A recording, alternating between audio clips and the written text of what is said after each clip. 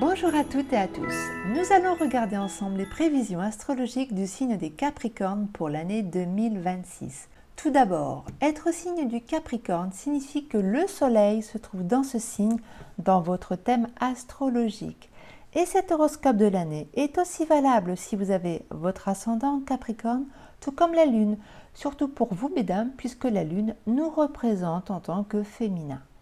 N'oubliez pas que c'est une énergie générale, vous êtes tous libres et maîtres de votre destin.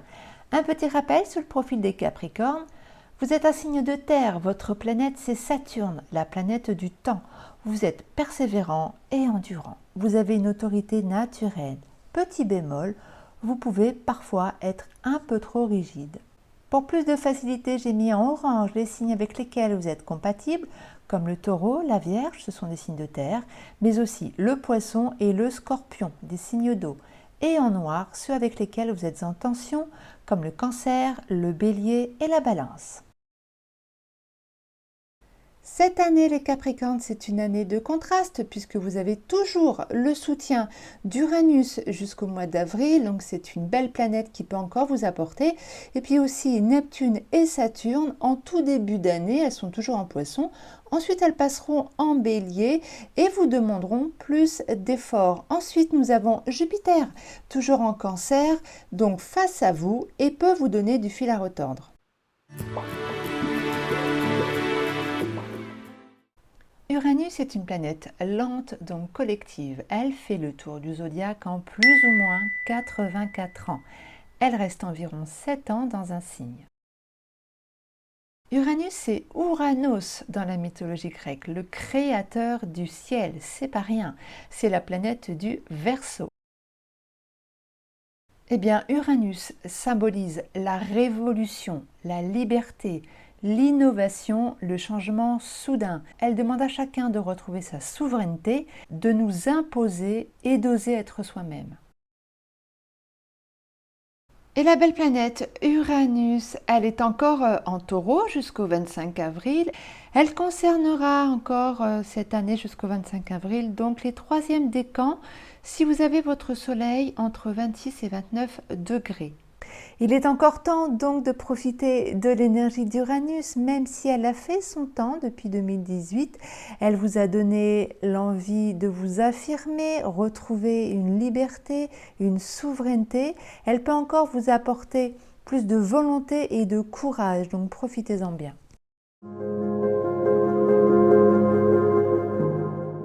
Saturne est une planète lente et donc elle a un impact au niveau du collectif. Elle fait le tour du zodiaque en plus ou moins 30 ans et reste 2 ans dans un signe. Eh bien Saturne, au Chronos dans la mythologie gréco-romaine, c'est le père de Zeus, Jupiter. Et cela indique bien cette notion d'autorité. C'est la planète du Capricorne. Saturne, c'est le maître du temps, de la fin des cycles. Il impose de la lenteur, de la maturité et de la responsabilité. C'est une planète d'autorité en lien avec nos peurs et le passé. Saturne, votre planète les Capricornes, elle vous apporte encore un petit peu jusqu'à la mi-février puisqu'elle est encore en Poisson. Elle y est tout de même depuis 2 ans. Elle concernera les troisièmes décans de la toute fin du signe. Ensuite, elle ira en Bélier, un signe qui est moins favorable avec vous. Il est donc encore temps de profiter de votre allié. Elle vous renforce encore et permet de concrétiser vos projets et d'avancer vers de la stabilité et du sérieux. La planète Saturne va arriver en Bélier à partir du 14 février si vous avez votre soleil entre 0 et 14 degrés. Elle concernera cette année les premiers et les seconds décans. Pour les troisièmes décans, ce sera pour 2027.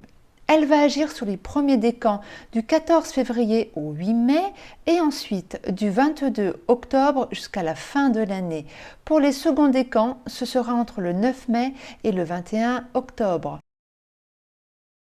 Saturne, comme vous le savez, c'est votre planète, donc elle a un rôle très important pour vous. Le bélier, Saturne incarne l'autorité, et bien ça tombe bien, vous aussi. Et cette année, vous pourriez ressentir de la frustration, mais aussi beaucoup de fatigue. Saturne ralentit, alourdit et peut vous rendre taciturne. Attention à la surcharge de travail, au rapport de force, surtout au niveau social et professionnel. Ce n'est donc pas le moment de demander une promotion ou un avancement. Saturne demande de la patience et des efforts qui ne sont pas récompensés tout de suite. Donc ménagez-vous et rassurez-vous. Selon le degré de votre soleil, ça peut ne pas durer très longtemps. D'autant que vient aussi en bélier la planète Neptune. Elle viendra adoucir Saturne pour la rendre, on l'espère, moins rigide, au moins jusqu'au mois de mai. Elle concernera surtout les premiers décans. Ensuite, Saturne se retrouve seul pour continuer sa course et concernera les seconds décans du mois de mai jusqu'à la fin de l'année. Mon conseil, surtout pour vous les seconds décans, restez focus sur vos objectifs et ne vous surchargez pas. Au contraire, allégez-vous et faites-vous plaisir cette année.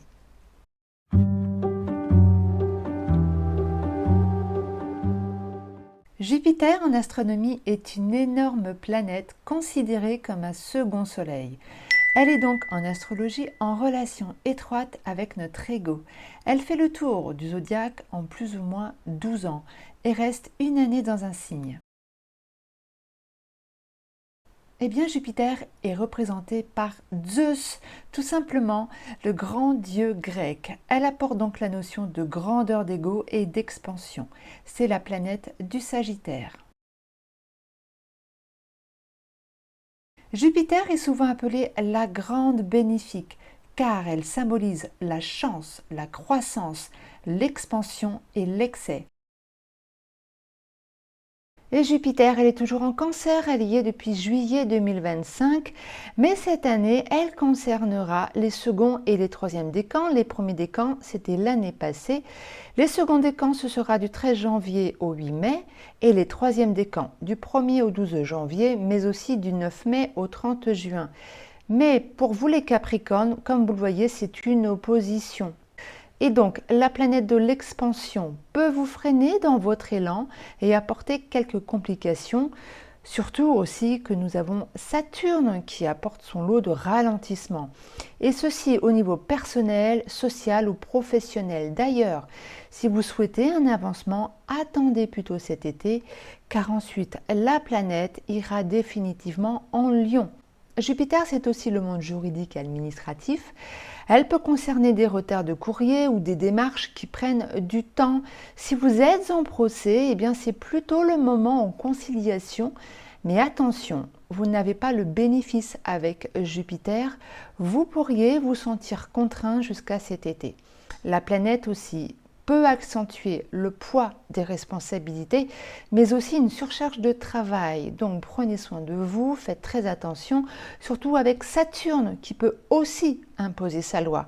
Ce sont quand même deux planètes d'autorité. Donc soyez patient, vous avez la capacité de ne pas céder aux exigences de Jupiter qui peut amener des désagréments, des tensions et de la nervosité.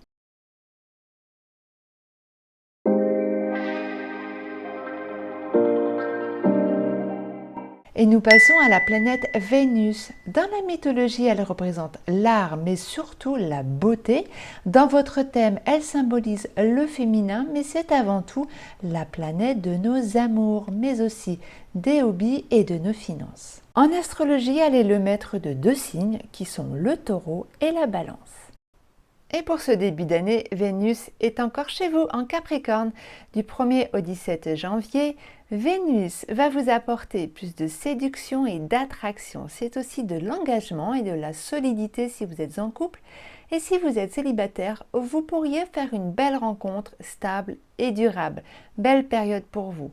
Ensuite, elle ira en Verseau du 18 janvier au 10 février où elle sera neutre avec vous, pour entrer en Poisson du 11 février au 7 mars. Dans ce signe, Vénus est très amoureuse. Elle va vous apporter encore plus de rêves et de douceur. Elle peut déclencher une belle rencontre pour les célibataires. Le Poisson est tout de même trop sentimental pour vous, ça va vous faire très drôle. Vous allez sortir de votre zone de confort et de votre réserve. Laissez-vous emporter par ce mouvement très romantique. car ensuite elle ira en Bélier du 8 au 30 mars. Ce n'est plus du tout la même énergie. Vénus est en tension avec votre Soleil. Le Bélier est très agressif et vous aussi, donc attention aux conflits, aux disputes et à la tension nerveuse. Ensuite, elle ira en Taureau du 31 mars au 24 avril, une période beaucoup plus calme qu'en Bélier. Vénus en Taureau vous rassure et vous stabilise, surtout si vous êtes en couple. Et pour les célibataires, eh bien, comme Vénus est dans son signe, elle va décupler votre pouvoir de séduction. C'est aussi plus de plaisir et de gourmandise, alors profitez de chaque moment, c'est que du bonheur et du partage. Ensuite, elle ira en Gémeaux, du 25 avril au 19 mai, une énergie beaucoup plus légère qui peut vous faire du bien. Elle vous invite à relâcher la pression, car ensuite, elle va aller en Cancer, du 20 mai au 13 juin, c'est le signe opposé au vôtre. Vénus est un petit peu trop délicate et pudique pour vous. Elle demande beaucoup d'attention et de tendresse. Elle vous invite à développer votre monde émotionnel et ça peut être compliqué pour vous. Ça peut vous rendre agressif et nerveux. Donc des tensions sont à prévoir, des incompréhensions, donc soyez vigilants. Ensuite, elle ira en Lion du 14 juin au 9 juillet. C'est une énergie pareille, plus ou moins active, c'est un quinconce.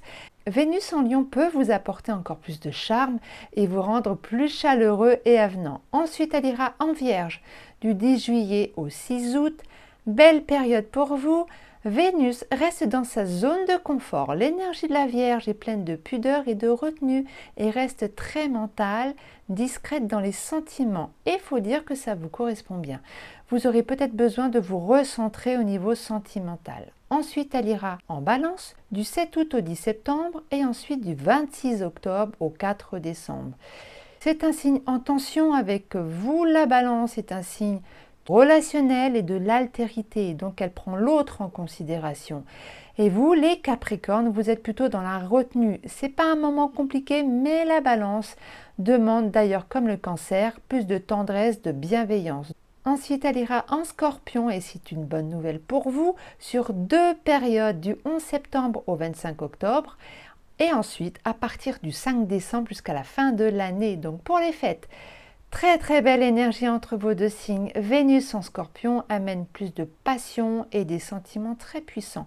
C'est aussi un signe assez caliente, cela vous promet de beaux moments, profitez-en bien. Et les bonnes périodes à noter dans vos calendriers pour faciliter une rencontre ou bien faire évoluer une relation, eh bien chez vous en Capricorne du 1er au 17 janvier, en Poisson du 11 février au 7 mars, en Taureau du 31 mars au 24 avril, et puis en Vierge du 10 juillet au 6 août, et enfin en Scorpion sur 2 temps, du 11 septembre au 25 octobre, et ensuite à partir du 5 décembre.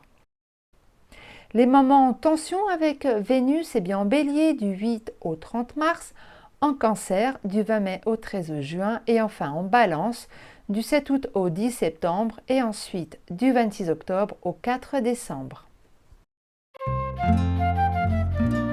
Ainsi s'achève cette vidéo pour les prévisions 2026. Je vous remercie de m'avoir suivi et si le contenu vous a plu, n'hésitez pas à liker, à laisser des commentaires, j'y répondrai volontiers. En attendant, je vous souhaite une merveilleuse année 2026.